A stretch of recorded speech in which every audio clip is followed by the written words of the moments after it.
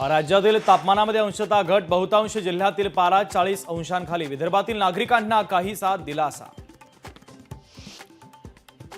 निवडणूक प्रक्रियेच्या बळकटीकरणासाठी भारत निवडणूक आयोगाची ठोस पावलं. 1 कोटी निवडणूक अधिकाऱ्यांच्या क्षमता वाढीसाठी डिजिटल प्रशिक्षण योजना.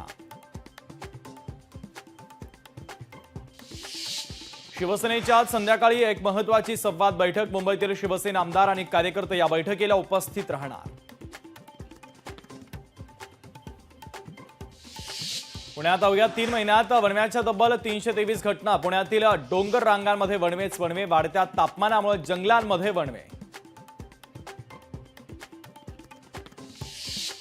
तुळजाभवानी मंदिर विकास आराखड्याला मंजुरी मिळणार. रखडलेल्या मंदिर विकास आराखड्याला लवकरात लवकर मंजुरी. अहवाल शिखर समितीकडे जाणार.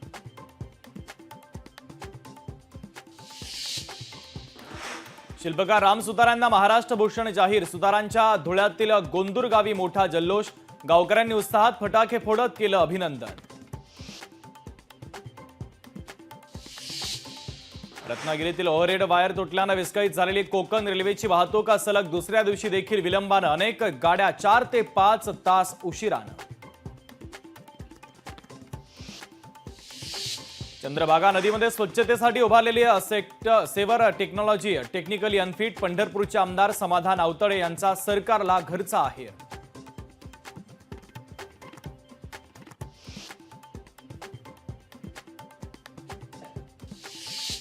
बीड कारागृहामध्ये माझ्या पतीच्या जीवाला. वाल्मिक कराडकडून धोका. दादासाहेब खिंडकरच्या पत्नीचं कारागृह अधीक्षकांना निवेदन. साताऱ्यातील कराडमध्ये भीषण अपघात. भरधाव ट्रक थेट हॉस्पिटलमध्ये घुसला. कराड शहरातील भेदा चौकातील घटना.